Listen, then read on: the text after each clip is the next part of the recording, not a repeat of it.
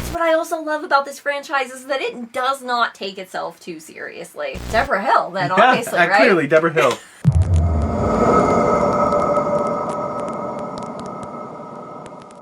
Welcome to Dread Alert, where we cover horror across all forms of media. I'm Vince. And I'm Sarah. And today we're talking about our top 5 favorite slashers. Now, there's something to love about every horror movie, but these slashers are a cut above the rest. Oh, I see what you did there. Slashers can be a complicated subgenre with a long history. There are a number of really, really great slashers. And the thing we like most about slashers is that this is a subgenre where we can actually agree on things. That is true. It is a subgenre that we both love and enjoy, and that is why we're very excited to count down our top 5 favorite slashers. Sarah, why don't we start with your number 5 favorite slasher? My number 5 favorite slasher is Tiffany Valentine from the Child's Play franchise. Okay. Now, quick question. Wouldn't Tiffany count as a single slasher working with Chucky? Absolutely not, and I will tell you why. Jennifer Tilly. Jennifer Tilly killing people. Jennifer Tilly. Yeah, no, that's fair it. Point. That's fair all point. we really need to know. I love Tiffany. I do think that she counts as a separate slasher. Tiffany's motive is a little bit different from Chucky's, and they act independently of each other a lot of the times, as evidenced by the Chucky TV series, I think, has really cemented that. But even outside of that, I think in Siege, she also sort of had her own motive and her own reason for killing. Curse and cult as well. Absolutely. I agree with that. Outside of Chucky. So that's why Tiffany would fall at my number 5 slasher. Nice. How about you? My number 5 slasher is Candyman. Oh. Not a huge body of work from Candyman, although a resurgence in recent years. But really, Candyman is on my list because of the mythology aspect of it. Also, what a horrific origin story. Yeah. Just terrible. And I think that plays into that sense of injustice. And I think what really anchors Candyman outside of Tony Todd is the love aspect. So he's driven by love and then vengeance on top of it. It really does make for a nice slasher. And then it all ties up nicely in a bow with some subtle, maybe not super subtle, but subtle enough social commentary. It doesn't feel like elevated horror. It doesn't feel like it's bashing you over the head. But it has something to say about the 90s specifically. And with, the new Candyman, I would say something a little bit more modern. Absolutely. And I think that you really hit the nail on the head. You both love him and you hate him. It is such a nuanced performance from Tony Todd that I have to agree that Candyman is not necessarily on my list, but a very, very solid slasher. Yeah. Nonetheless. Moving on to number 4. So my number 4 slasher is going to be Art the Clown from the Terrifier franchise. We can call it a franchise now. We got a third one on the way. Yes, we do. And I picked Art the Clown because he is funny, brutal, and brutally funny. Ah. I also really love David Howard Thornton's performance as Art the Clown. I think that he brings that extra level of... You don't really love Art, but I find Art to be extremely charming in a lot of ways. Yeah, and I I agree. think that is due to David Howard Thornton's performance as Art the Clown. And I think that, and no hate to the original actor who played Art the Clown, but I truly think that David Howard Thornton has really cemented him as a new slasher for this generation's fans of horror. Spoiler alert, Art's going to be on my list a little later on, so I'm going to reserve my commentary Sounds for good. when I talk about why I chose Art. Fantastic. Well, who is your number 4 then? Oh, my number 4 is Zombie Jason. Specifically Zombie Jason. And for some really good reasons. I feel like when Zombie Jason starts to appear in Friday the 13th Part 6, not only do we get C.J. Graham, who is an awesome person, but also a really imposing Jason. But that's when we start to get a little bit of humor injected into the franchise without losing Jason as a scary slasher. I don't think we start to minimize Jason as a scary slasher until a little bit later on. But Jason from 6 all the way through Jason X, Freddy versus Jason, if we want to call that part of the franchise. Sure, yeah. But another reason that I think that Jason as zombie Jason really works for me is that we're not demonizing people with disabilities. When we start to look at Jason as someone who has a disability and he's a slasher, it just gets into this icky area that I'm not too comfortable with. Now, that being said, Friday 4 might be a perfect Friday the 13th film. However, when we start to get into Friday 6, Friday 7 with the Carrie clone characters and Kane Hodder as Jason, that's the best for me. And so, yeah, my number 4 is specifically Zombie Jason. I would have to agree with you that I also personally love Zombie Jason for a lot of the same reasons that you do, but also because Friday 6 is my personal favorite Friday movie. I'm not ashamed of it, but I do think that you make a really good point with the performances specifically from C.J. Graham, a very imposing Jason, and then Kane Hodder is... you don't get much better than Kane Hodder as Jason. You can hate any of those movies, but Kane Hodder as Jason is top tier. That guy's willing to put his body on the line for the role. He's just a good guy. He definitely is. Moving on to number 3. Sarah, who's your number 3 slasher? My number 3 slasher is going to be Michael Myers. Oh, don't do this to me. Don't do this to me. I know, I'm breaking Vince's heart. Okay, so Michael Myers, for me, I love Michael Myers. He is an original, right? He is that stalking, silent presence that honestly can put the fear in you in so many ways. And there have been so many men who have played Michael throughout the years in various films. We've got what feels like a million different timelines in the Halloween franchise. But I think that for me, and this is going to come into play later, his silent aspect is what bumps him down on my list a little bit. I like a talkie killer. And I know that that's kind of funny after I named Art the Clown as my number 4. Art lets his message be known. That is true. And honestly, sometimes Michael does too. I mean, the kill in the first movie, I think my favorite of all of Michael's kills is going to be Bob in the 78 Halloween. And just that tilt of the head. Nick Castle was so brilliant in that moment. Personally, I also love James Jude Courtney as Michael. I agree. I'm sure you're gonna reserve your... Michael may or may not appear later in my list. My number 3 is someone you've already selected, Art the Clown. For the simple fact that David Howard Thornton is a class act, Damien Leone is a class act. Those two are so engaged with the fan base. We had the privilege of meeting them both. We did. We had a lovely conversation with David Howard Thornton. He was so approachable, recommended some great films to us, and is surprisingly scary when he's in makeup. But just great engagement with the fans. And to know what Damien Leone goes through on set, to have some special effects experience between us as well, and to know what it takes to execute that in a believable way, day after day, the cleanup process alone. His dedication to the fans, his dedication to the films, really elevates Art for me. Now, Art would be higher on my list, but there's one thing that holds him back for me, and that's I find him to be a little bit mean-spirited. I mentioned that sense of justice and the balance. First of all, Art, until Terrifier 2, I can't wait to see what happens in Terrifier 3, didn't have a true final girl in Terrifier. So there's not enough body of work for me to say that he has that counterbalance force.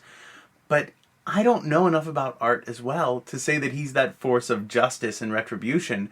He just feels mean to me sometimes. Yes, I agree with you. I also think that right now, Art really reads more as an agent of chaos than anything else. That's fair. I'm going to reserve the right to change this ranking in October once we see Terrifier 3. Once we see how Sienna plays opposite Art in one more film with a little bit more backstory for Art, and once we find out what's going on with the end of Terrifier 2, I may bump Art up. But for now, he's my solid number 3. interesting that you would think about bumping him up. Let's talk about our number 2. My number 2 slasher is going to be Ghostface from the Scream franchise. Now, I did talk about how I like a talky killer, and I think that that has a lot to do with the fact that I grew up with the Scream franchise. I'm not gonna say how old I am, but this was a franchise that I really grew up with, and what Wes Craven did so brilliantly with Freddy Krueger and with Ghostface is that he made those killers really funny. And there is that element of meta and that element of camp. And specifically with the Scream franchise, we also have a whodunit thrown in there that I really enjoy. I also think that the Scream franchise has some of the best films out of all of our horror franchises, if I'm being honest. It's a very consistent franchise. It And is. I also like how Ghostface gives you the best of both worlds. Rarely is he talking while he's on screen in the mask. You do have that off-camera Roger L. Jackson voice that gives you that kind of talky, witty, meta aspect to the killer, but you get the best of both worlds with Ghostface. Absolutely. And you do get that physical, mean, sort of spiteful killer, but also somebody who's just really funny and who also really loves scary movies, which I think that we can all agree is why we're here. My number 2 is actually the same, Ghostface. Because Ghostface is the exception that proves the rule for me. Ghostface is a very real presence. Ghostface can be injured. Ghostface can be slowed down. Ghostface is new in every film, which gives us that whodunit aspect, that throwback to the Italian horror, which I really love. But Ghostface also has a sort of persistence. Ghostface is bigger than the people who put that mask on. And Ghostface is typically, and you could argue, a couple of folks in there that are maybe not motivated by that sense of justice, but on the whole, Ghostface has been wronged. And maybe they're overreacting a little bit. But Maybe? But they have that sense of retribution and justice behind them, and a really strong final girl to counterbalance. Absolutely, yeah. Sydney really does help to counterbalance that out. Although I will say that Sam also did a fantastic job in the new movies being that sort of balance. But Sydney Prescott is always going to be, you know, Absolutely. the final girl of the Scream franchise in a lot of fans' eyes. Absolutely. Now, before we dive into our number ones, how about some honorable mentions? I would love to talk about my honorable mentions. The first one for me is going to be the killer from Urban Legend. Rebecca Gayheart's character in Urban Legend, basically. We don't really get the actual name of the killer, but I love that movie. It's a movie that I hadn't ever seen, and I think it's because I had always been told it was very much so akin to Scream, and I love Scream so much. And it does have a lot in common with Scream, but I love the fact that everybody is dying based on these urban legends. Yeah. It feels like such a fun movie. I didn't have a terrible time watching it, and some amazing performances from horror royalty in this movie. Brad Dourif, you have Robert Englund, Rebecca Gayheart, Alicia Witt, Danielle Harris. I mean, it is a who's who of horror, specifically in the 90s. Absolutely. Absolutely. I love that film. Scream clones get a lot of flack, but for me, that was my bread and butter growing up. I saw Scream when I was like 13 in the theaters, and I went like 4 times. So as much of that as I could get, I ate it up. And you know, those films, you kind of hold them close. Absolutely. How about you? My first honorable mention is going to be John Carver from Thanksgiving. Ooh. A new entry into the horror canon. And I think that's what really holds John Carver back, is there's just not enough body of work. Similar to Art the Clown, we don't know enough about John Carver to say that he's going to be a number 1 or 2 or 3 slasher. Now, I had a blast watching that movie. It was certainly not what I expected from Eli Roth. I thought, you know, when you think of Eli Roth, you think Hostel, you think Green Inferno, but I had a blast. I can't wait for the next one. Yeah, it was a big surprise for me. I am not a huge fan of Eli Roth personally. Hostel is definitely not my type of horror movie. So I went into Thanksgiving not having high expectations. And man, did it exceed those and a little bit more. I loved that movie so much. I'm really excited to see what they're going to do with John Carver in the next film, because I think there's a lot of ways. The way that they ended that first movie was very ambiguous. Absolutely. So it's going to be interesting to see where it goes from here. I'm looking forward to it. Absolutely. And my second honorable mention is going to be Pearl from the X trilogy, which is what I think they're referring to it as. So I love Pearl. I loved the movie Pearl. It's probably my favorite, although Maxine might be creeping in there. It's a good movie. It's a very good movie.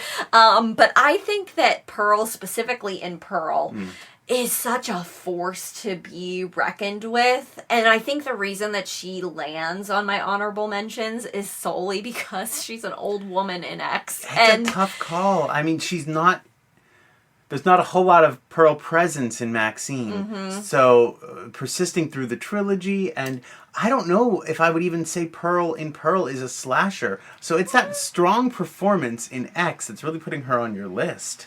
It is. I think that there are some aspects of Pearl being a slasher in Pearl, but I think for the majority of that movie, I would agree, it is more stylized to that 1920s sort of movie musical, which is absolutely insane, but works. Ty West and Mia Goth somehow make that work in the horror setting, and I just think that it's brilliant. So that's why she has to go on my honorable mentions. And to be fair, the whole trilogy is a love letter to horror really from start to finish.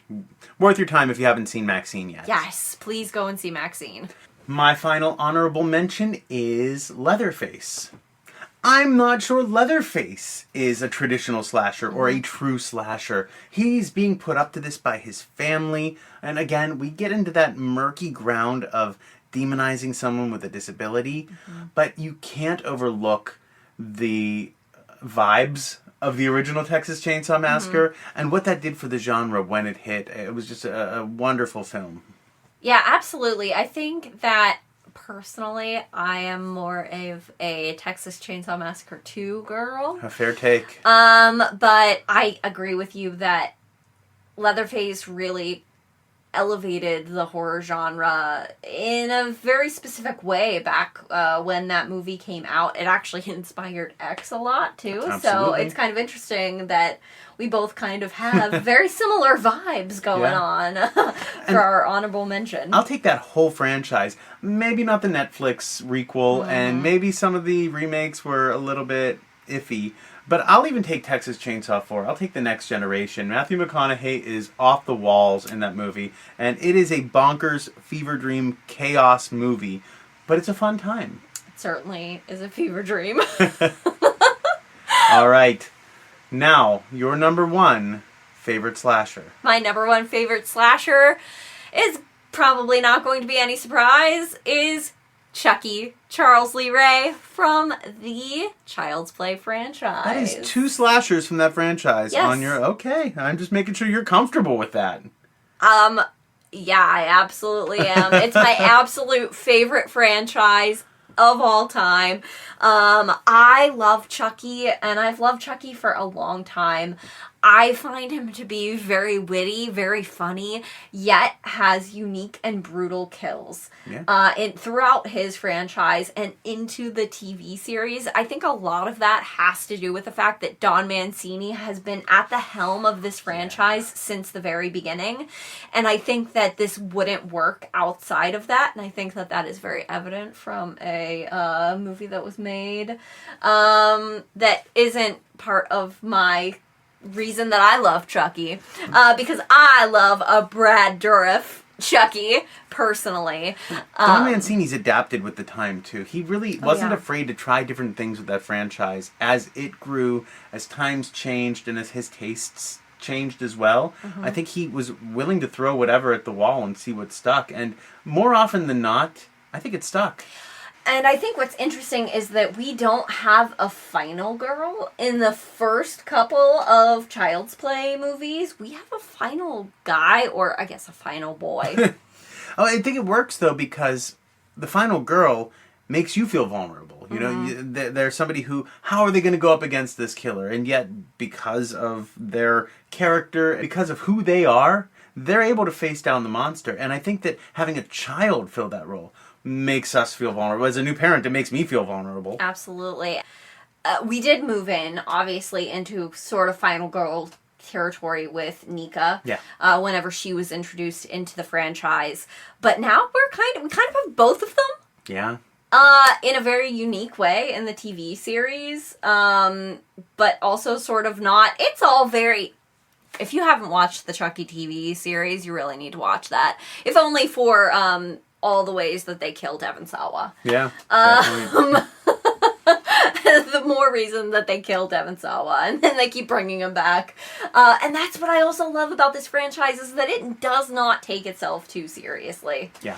And I don't think that Chucky as a killer also takes himself very seriously. No, I agree with that. And I think that's why I really love Chucky so much. Absolutely. What about your number one? My number one is Michael Myers, the OG. I mean, we have Black Christmas, we have Peeping Tom, we have Psycho, but the person who really set the blueprint for everything to follow is Michael Myers and John Carpenter. His whole body of work could end up on my top 25 favorite movies. But Michael Myers, because of the mystery aspect, because we don't know, because he is a lack of personality, we don't know anything about him. I remember Googling maps of Haddonfield, Illinois when I was a kid, just to kind of get a sense of location, just to be in that world, to find out something new about those films. And what's nice is there's a number of different timelines that you can kind of rabbit hole your way down. And ask me tomorrow what my favorite timeline is, it's going to be different than today. I love the original timeline. I love the David Gordon Green timeline. I really think that each of those timelines paints Michael with a different brush and gives you a different shade of that lack of personality. I can't get enough. Who would you say is your favorite portrayal of Michael? That's a tough call. Nick Castle's The Shape. He laid the groundwork. He stalked better than anybody else.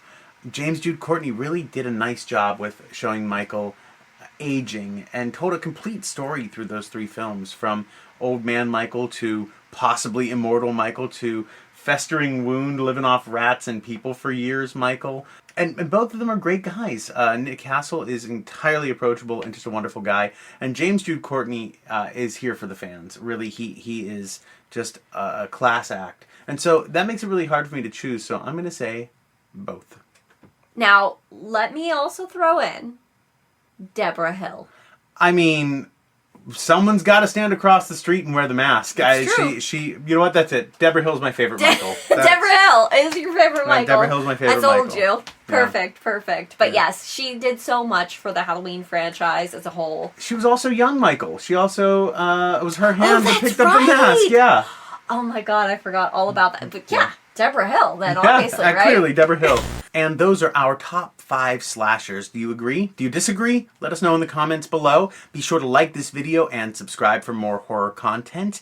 And ring the notification bell if you want to be notified when we post new videos. And until next time, friends, stay spooky.